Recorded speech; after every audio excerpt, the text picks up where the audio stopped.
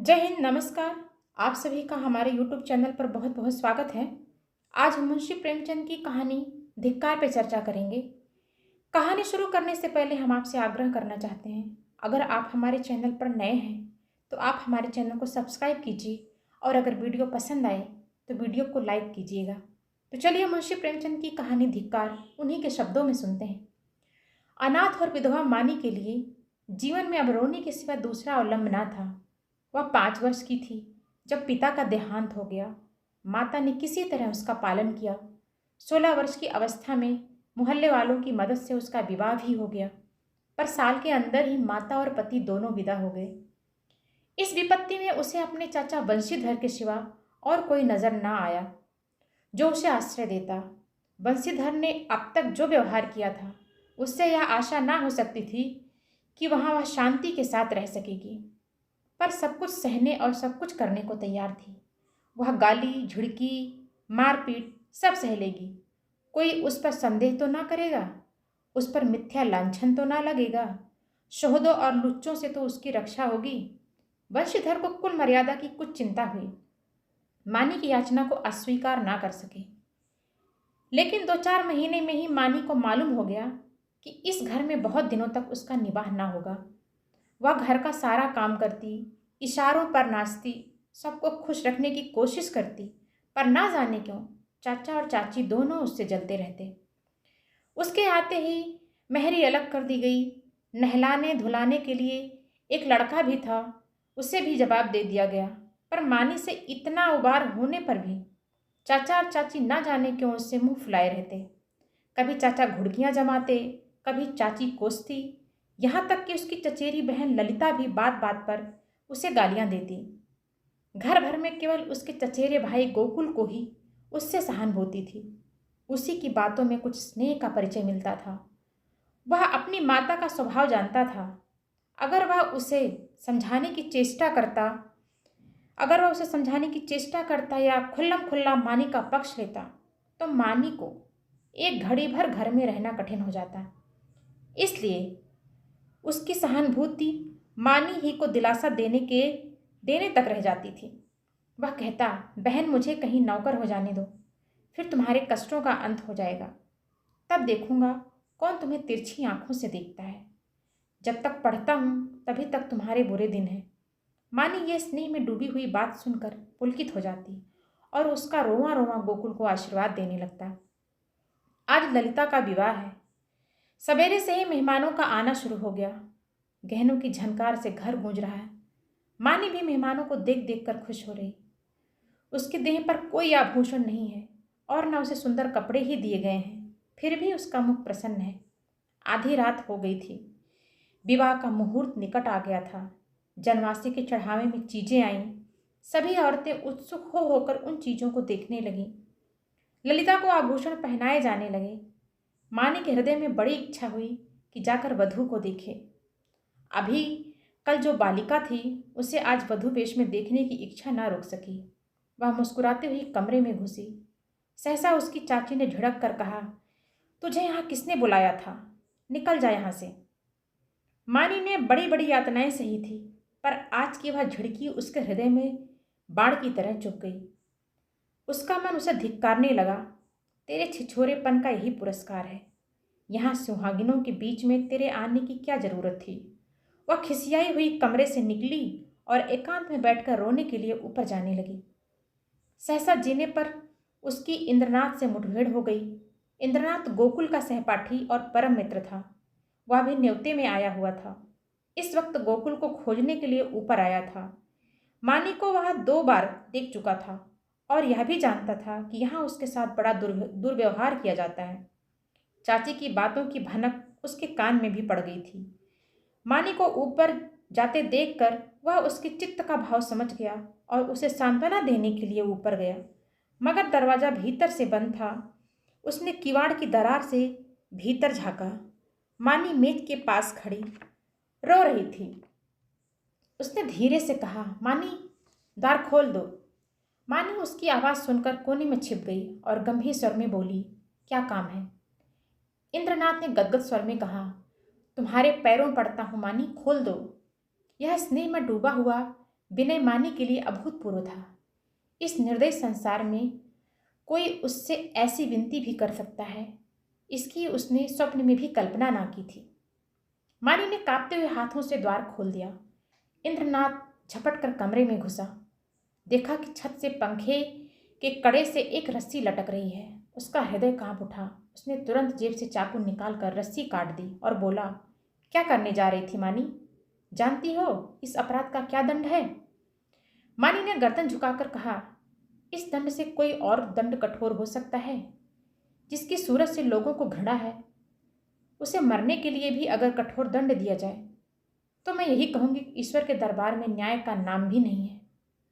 तुम मेरी दशा का अनुभव नहीं कर सकते। इंद्रनाथ की आंखें सजल हो गई।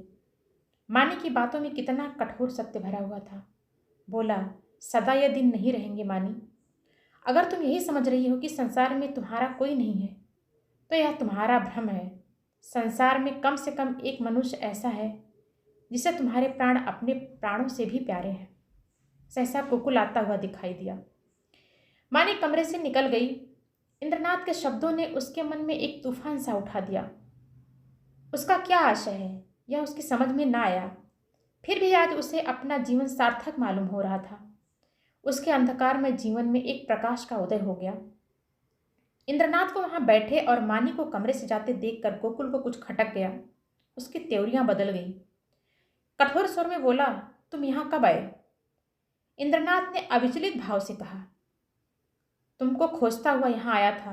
तुम यहां ना मिले तो नीचे लौट रहा था। अगर चला गया होता तो इस वक्त तुम्हें यह कमरा बंद मिलता और पंखे के कड़े से एक लाश लटकती हुई नजर आती। गोकुल ने समझा यह अपने अपराध को छिपाने के लिए कोई बहाना निकाल रहा है। तीव्र कंठ से बोला, तुम यह विश्वासघात करोगे? मुझे ऐसी आशा ना थी। इंद्रनाथ का चेहरा लाल हो गया। वह आवेश में खड़ा हो गया और बोला, न मुझे यह आशा थी कि तुम मुझ पर इतना बड़ा लांछन रख दोगे। मुझे ना मालूम था कि तुम मुझे इतना नीच और कुटिल समझते हो। मानी तुम्हारे लिए तिरस्कार की वस्तु हो, वह मेरे लिए श्रद्धा की वस्तु है और रहेगी। मुझे तुम्हारे सामने अपनी सफाई देने की जरूरत नहीं है, लेकिन मानी मेरे लिए उससे कहीं पवित्र है जितनी तुम समझते हो। मैं नहीं चाहता था कि इस वक्त तुमसे ये बातें कहूँ। इसके लिए और अनुकूल परिस्थितियों की राह देख रहा था, लेकिन मामला आ पड़ने पर कहना ही पड़ रहा है। मैं यह तो जानता था कि मानी का तुम्हारे घर में कोई आदर नहीं है, लेकिन तुम लोग उसे इतना नीच और त्याज्य समझते हो, यह आज तुम्हारी माता जी की बातें सुनकर मालूम हुआ। केवल इतनी सी बात के लिए वह चढ़ावे के गहने देखने चली गई थी। तुम्हारी माता ने उसे इस बुरी तरह से झिड़का जैसे कोई कुत्ते को भी न झिड़केगा। तुम कहोगे, इसमें मैं क्या करूं? मैं क्या कर ही सकता हूं?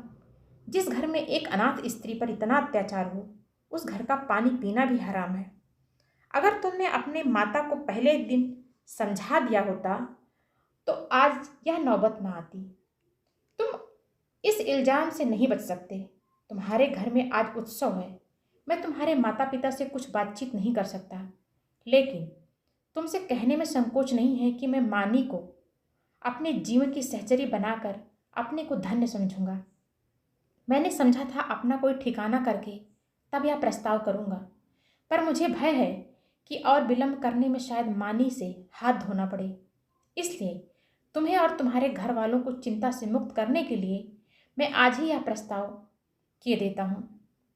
गोकुल के हृदय में इंद्रनाथ के प्रति ऐसी श्रद्धा कभी ना हुई थी। उस पर ऐसा संदेह करके बहुत ही लज्जित हुआ। उसने यह अनुभव भी न किया कि माता के भय से मैं मानी के विषय में तटस्थ रहकर कायरता का दोषी हुआ हूँ। यह केवल कायरता थी और कुछ नहीं।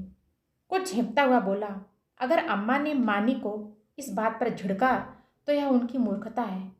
मैं उनसे अवसर मिलते ही पूछूंगा। इंद्रनाथ, अब पूछने पाछने का समय नहीं, निकल गया। मैं चाहता हूं कि तुम मानी से इस विषय में सलाह करके मुझे बतला दो। मैं नहीं चाहता कि अब वह यहाँ क्षण भर भी रहे। मुझे आज मालूम हुआ कि वह गर्भिणी प्रकृति की स्त्री है, और सच पूछो तो मैं उसके स्वभाव पर मुग्ध हो गया हूँ। ऐसी स्त्री अत्याचार नहीं सह सकती। गोकुल ने डरते डरते कहा, लेकिन तुम्हें मालूम है वह विधवा है। जब हम किसी के हाथों अपना असाधारण हित होते देखते हैं तो हम अपनी सारी बुराइयां उसके सामने खोल कर रख देते हैं। हम उसे दिखाना चाहते हैं कि हम आपकी इस कृपा से सर्वथा योग्य नहीं हैं। इंद्रनाथ ने मुस्कुराकर कहा, जानता हूँ, सुन चुका हूँ, और इसलिए तुम्हारे बाबूजी से कुछ कहने का मुझे अब तक साहस नहीं हुआ। लेकिन ना जानता तो भी इसका मेरे निश्चय पर कोई असर ना पड़ता। मानी विधवा ही नहीं, अछूत हो, उससे भी गई बीती हो, अगर कुछ हो सकती है वह भी हो, फिर भी मेरे लिए वह रमणी रत्न है। हम छोटे छोटे कामों के लिए तजुर्बेकार आदमी खोजते हैं। जिसके साथ हमें जीवन यात्रा करनी है उसमें तजुर्बे का होना ऐब समझते हैं। मैं न्याय का गला घोटने वालों में नहीं हूँ। विपत्ति से बढ़कर तजुर्बा सिखाने वाला कोई विद्यालय आज तक नहीं खुला। जिसने इस विद्यालय में डिग्री ले ली उसके हाथों में हम निश्चिंत होकर जीवन की बागडोर दे सकते हैं। किसी रमणी का विधवा होना मेरी आंखों में दोष नहीं, गुण है। गोकुल ने पूछा, लेकिन तुम्हारे घर के लोग? इंद्रनाथ ने प्रसन्न होकर कहा, मैं अपने घर वालों को इतना मूर्ख नहीं समझता कि इस विषय में आपत्ति करें। लेकिन वे आपत्ति करें भी तो मैं अपनी किस्मत अपने हाथ में ही रखना पसंद करता हूँ। मेरे बड़ों को मुझ पर अनेकों अधिकार हैं। बहुत सी बातों में मैं उनकी इच्छा को कानून समझता हूँ, लेकिन जिस बात को मैं अपनी आत्मा के विकास के लिए शुभ समझता हूँ उसमें मैं किसी से दबना नहीं चाहता। मैं इस गर्व का आनंद उठाना चाहता हूँ कि मैं स्वयं अपने जीवन का निर्माता हूँ। गोकुल ने कुछ शंकित होकर कहा, और अगर मानी ना मंजूर करे? इंद्रनाथ को यह शंका बिल्कुल निर्मूल जान पड़ी। बोले, तुम इस समय बच्चों की सी बात कर रहे हो गोकुल। यह मानी हुई बात है कि मानी आसानी से मंजूर ना करेगी। वह इस घर में ठोकरें खाएंगी, झिड़कियां सहेगी, गालियां सुनेंगी, पर इसी घर में रहेगी। युग के संस्कारों को मिटा देना आसान नहीं है, लेकिन हमें उसको राजी करना पड़ेगा। उसके मन से संचित संस्कारों को निकालना पड़ेगा। मैं विधवाओं के पुनर्विवाह के पक्ष में नहीं हूँ। मेरा ख्याल है कि पतिव्रत का अलौकिक आदर संसार का अमूल्य रत्न है और हमें बहुत सोच समझ कर उस पर आघात करना चाहिए। लेकिन मानी के विषय में यह बात नहीं उठती। प्रेम और भक्ति नाम से नहीं, व्यक्ति से होती है। जिस पुरुष की उसने सूरत भी नहीं देखी उससे उसे प्रेम नहीं हो सकता। केवल रस्म की बात है। इस आडंबर की, इस दिखावे की हमें परवाह नहीं करनी चाहिए। देखो, शायद कोई तुम्हें बुला रहा है, मैं भी जा रहा हूँ। 2-3 दिन में फिर मिलूंगा, मगर ऐसा ना हो कि तुम संकोच में पड़कर सोचते विचारते रह जाओ और दिन निकलते चले जाएं। गोकुल ने उसके गले में हाथ डालकर कहा, मैं परसों खुद ही आऊँगा। बारात विदा हो गई, मेहमान भी रुखसत हो गए। रात के 9 बज गए थे। विवाह के बाद की नींद मशहूर है। घर के सभी लोग सरेआम सो रहे थे। कोई चारपाई पर, कोई तख्त पर, कोई जमीन पर, जिसे जहाँ जगह मिल गई वहीं सो रहा था। केवल मानी घर की देखभाल कर रही थी और ऊपर गोकुल अपने कमरे में बैठा हुआ समाचार पढ़ रहा था। सहसा गोकुल ने पुकारा, मानी, एक गिलास ठंडा पानी तो लाना, प्यास लगी है। मानी पानी लेकर ऊपर गई और मेज पर पानी रखकर लौटना ही चाहती थी कि गोकुल ने कहा, जरा ठहरो मानी, तुमसे कुछ बात कहना है।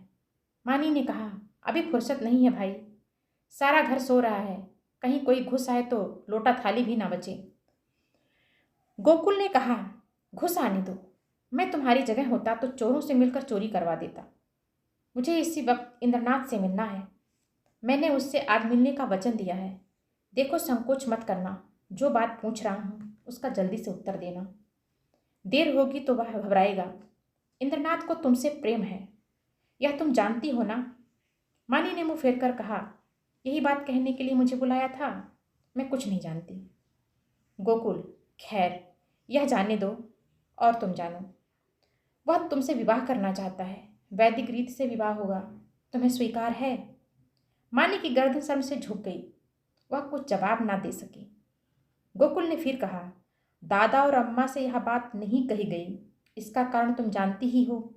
वह तुम्हें घुड़कियां दे देकर, जला जलाकर चाहे मार डालें, पर विवाह करने की सहमति कभी नहीं देंगे।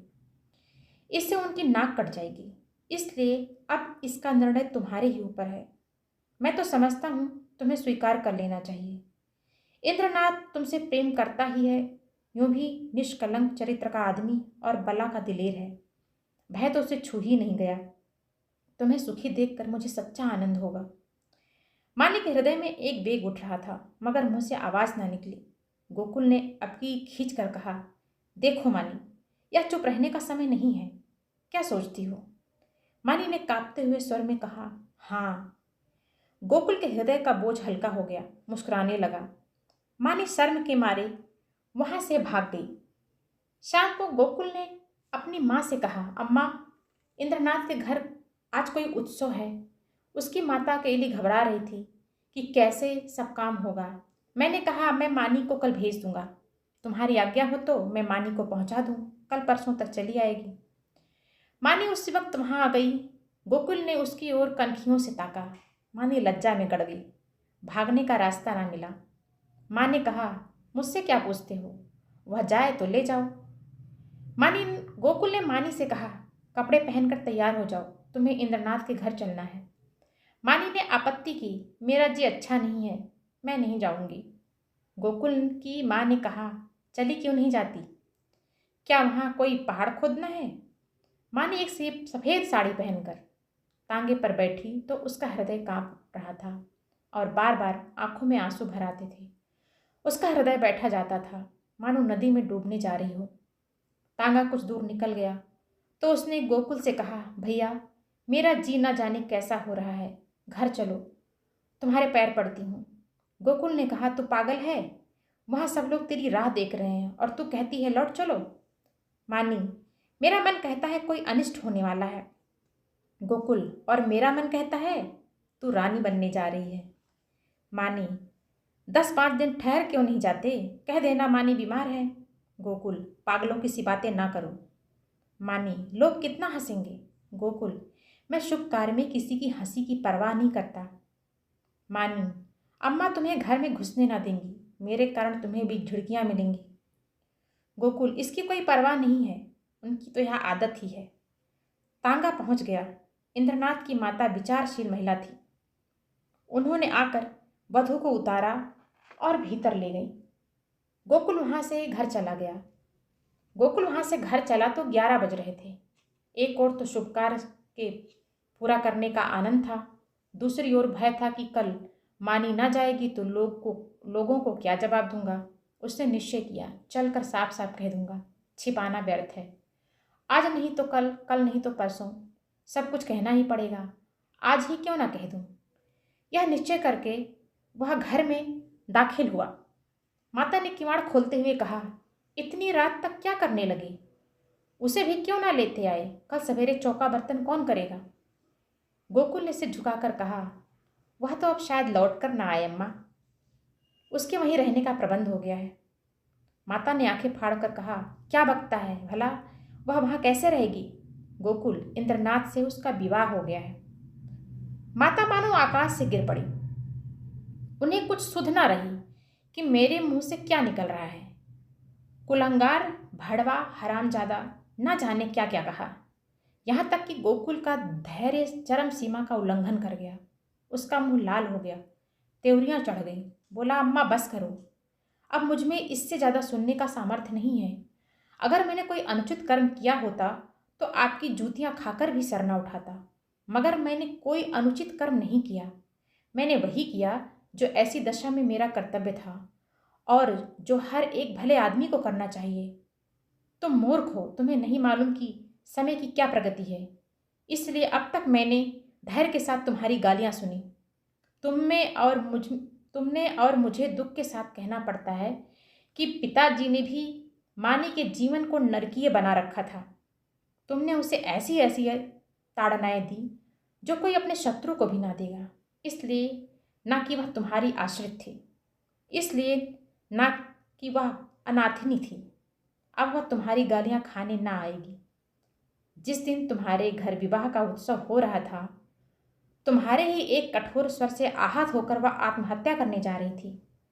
इंद्रनाथ उस समय ऊपर ना पहुंच जाते तो आज तुम सारा घर हवालात में बैठा होता।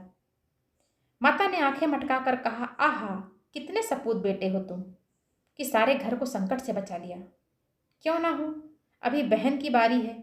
कुछ दिन में मुझे ले जाकर किसी के गले में बांध आना, फिर तुम्हारी चांदी हो जाएगी। यह रोजगार सबसे अच्छा है, पढ़ लिख कर क्या करोगे? गोकुल मर्म वेदना से तिलमिला उठा। व्यथित कंठ से बोला, ईश्वर न करे कि कोई बालक तुम जैसी माता के गर्भ से जन्म ले। तुम्हारा मुंह देखना भी पाप है।